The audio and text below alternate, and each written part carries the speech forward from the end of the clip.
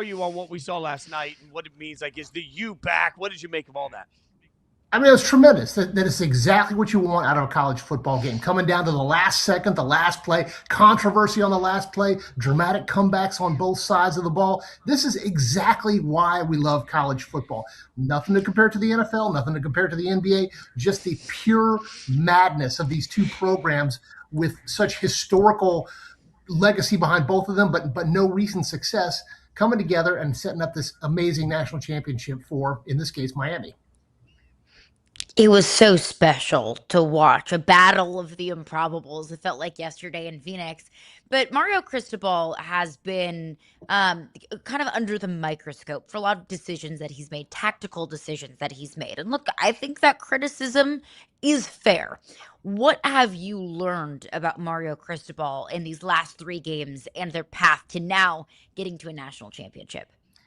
He has figured out how to get all of the weapons pointed in the right direction. More importantly, he's figured out how to use the clock. I mean, that's the main thing. Everybody in America thought the same thing when Miami's down with a few minutes left and they're driving. How is Cristobal going to screw this up? How is he going to manage to ruin the clock and ruin Miami's chances? And right down to the last seconds, everyone's thinking, oh my gosh, Carson Beck's going to try something and it's going to completely fail on him. It didn't. It didn't blow up. All of it was leading right to this. I'm not saying that Miami had to go through those clock catastrophes to lead to this point, but they certainly helped to prepare him for this moment. And that's the key here. Everything that he's done in his career has led up to this exact moment. His recruiting, his focus on defense, his focus on the line, it all led up to this. And so, yes, it has all come here for him. He can erase every single bit of the bad narratives that have surrounded him as he's gotten to this point with one more win. So let's look at the quarterback here, because if I had told you in June that Carson Beck led a 15-play drive for a winning touchdown on his legs in the semifinal, most of us would have said, of course, presumptive first overall pick Carson Beck, right? Like, let's not forget, not that long ago, people thought Carson Beck was going to be the best of this quarterback class. What do we make of a quarterback that's had some bad film early in the season and now is just playing so hot? What's it mean for his future in the NFL to you?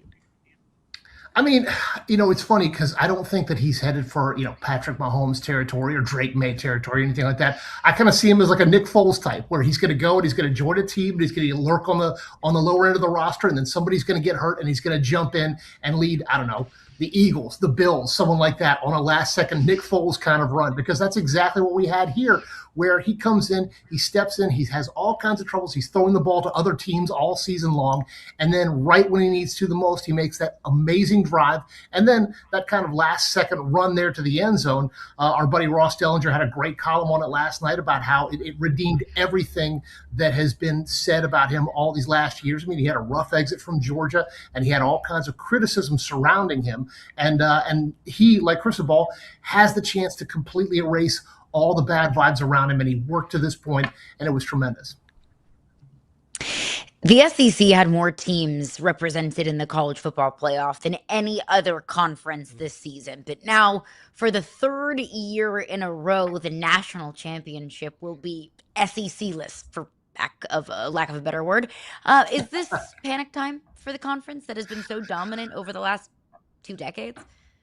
Yeah, it's not panic time, but panic time's not far down the road. I mean, I saw someone on Twitter put it this way, that car dealer money is very, very different from oil money and from NVIDIA money, because the SEC is starting to realize that when everybody can pay players, there's a whole lot of deep pockets out there that can afford to get a whole lot better players that might have gone to the SEC. Plus, players are not as willing to go and stay and sit in a system behind other starters for 2 or 3 years, the way that they were in, say, the Saban years. That was Saban's genius. He would get 5 stars and he would make them sit for a few years at Alabama with the promise, not just the assumption, but the promise that they would be playing for a national championship 2 years down the line. These days, no one's going to sit around for that anymore. Ty Simpson might be the last example of that. So, yeah, I think that the talent diffusal around the United States and around all of the conferences means that the SEC has lost its edge, and it's going to have to work now. It doesn't mean that the SEC is completely doomed. I mean, one play different last night, and we're talking about how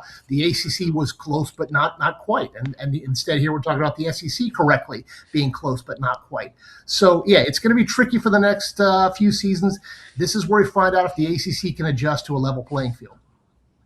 I want to try and figure out what all this means for Ole Miss, Busby, because certainly what we just saw was this incredible. I feel like America was rooting for Ole Miss, right? Like there's just the narrative, and it was such a special playoff run.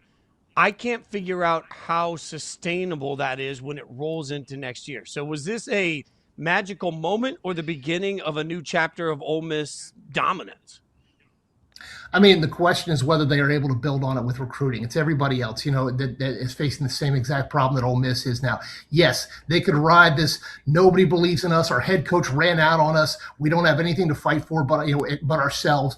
They could ride that for this playoff run. It's come to an end, sadly, for Ole Miss. But yeah, I mean, they put themselves on the map. They have visibility in a way that they didn't have before. And that's part of the fight here. I mean, Indiana has showed us it doesn't matter what you used to be even 3 years ago. If you can turn around your team with recruiting, with the right coaching, with the right attitude, with the right money, I should say, before anything, then anything is possible. And that's what Ole Miss is looking at right now. They got themselves on the national map. They put themselves ahead of every other SEC team in this college football playoff. Now what do they do with it? Busby, I'm going to take you straight into first take land here. We're going to get you right out on a hot take, okay? So you have to bet the Busby empire, the entire empire, on this question. All in. More likely to play for a national championship first, Ole Miss or Lane Kiffin?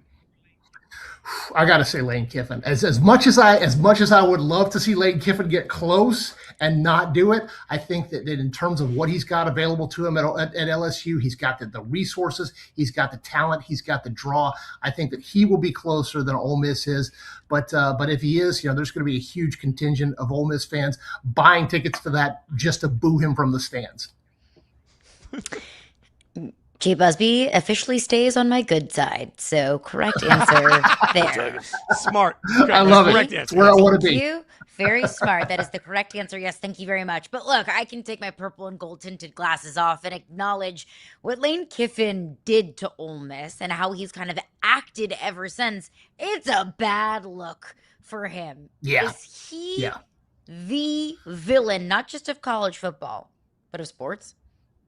That's a good hot take question. I would say that the owners that pull NFL teams out of cities are well ahead of Lane Kiffin. If we're talking about villains among coaches, he's kind of more like the Joker. He's just sowing chaos everywhere he goes. So, if you end up on the losing end of that chaos, then it's going to be rough, like for Ole Miss. But yeah, I mean, that's what makes him so fascinating is he doesn't quite seem to care what wreckage he leaves in his wake, and he'll go right on and sign up with a hot yoga studio in Baton Rouge and leave Oxford behind. So it's going to be tremendously fun to watch him as long as you are not involved in his dealings. And so yes, LSU fans, I have to say it's going to be a lot of fun for a while, and it's going to end badly. I mean, let's be honest. I'm in for this because I always say the best Batman movies aren't defined by Batman. They're defined by the villains. So, give me the best villains in sports. That gives us the best stories. So, all right, let's go to tonight's matchup. We've got a matchup, Busby, my fandom. I'm watching this matchup not just because I love college football, but because I'm likely watching my next quarterback. As we got Fernando Mendoza versus Dante Moore. We still don't know if Dante's coming out. We still technically don't know if Fernando is. But presuming both of these guys come out in the NFL draft, what do you make of the NFL prospects of these two guys compared to each other?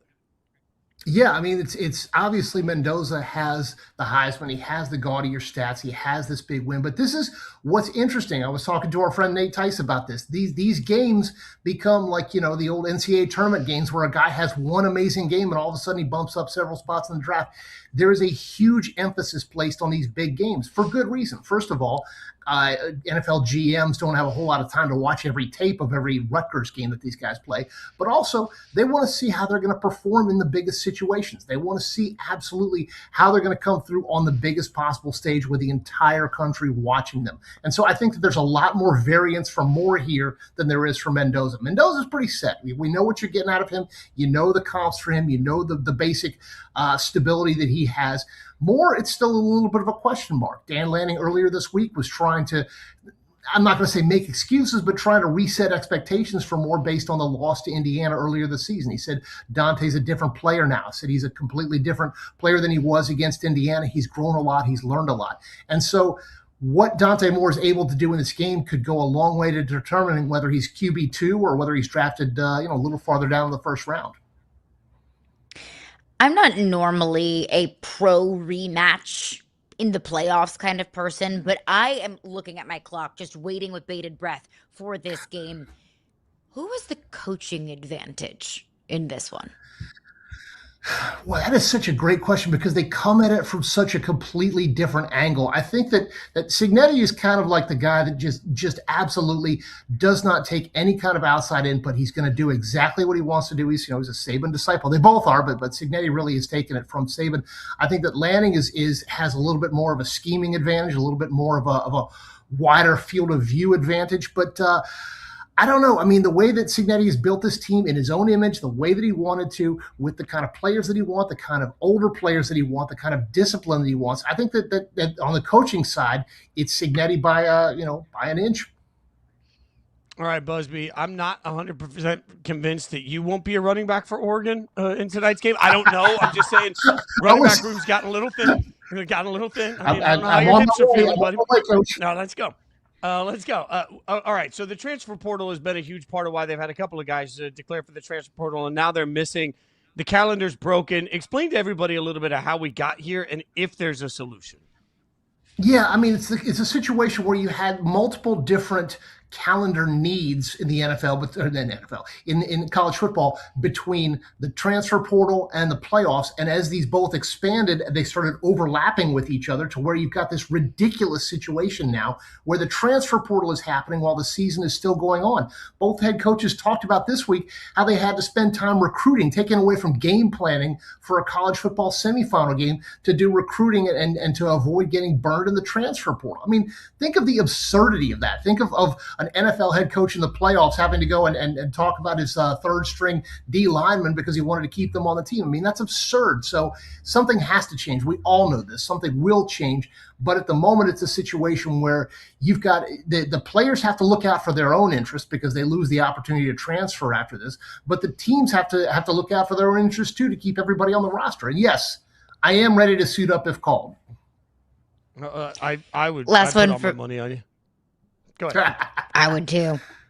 I'm never going to be one to bet against Jay Busby. But last one before we let you go, Busby. If you are Miami, who do you want to win tonight, and who do you think wins tonight and punches their ticket to the national championship game? Wow. Miami might hope for somehow just like a forfeit. I mean, because either one of these teams are going to be brutal. I don't know. I mean, I would probably say you would want Oregon just because of the way that Indiana decimated Alabama, and they seem to have everything working. They have the experience advantage. Everything seems to be working Indiana's way, so maybe they would want Oregon for that standpoint. I am taking Oregon. I had picked just by a slim margin. I think that Oregon has come on strong, especially in this playoffs here. I would like to see what Indiana does when they are really tested. I know Alabama was a good team, but I don't think they tested Indiana to the extent that Oregon will. And I think that might very well be the edge. I'm going to go Oregon 27, Indiana 24.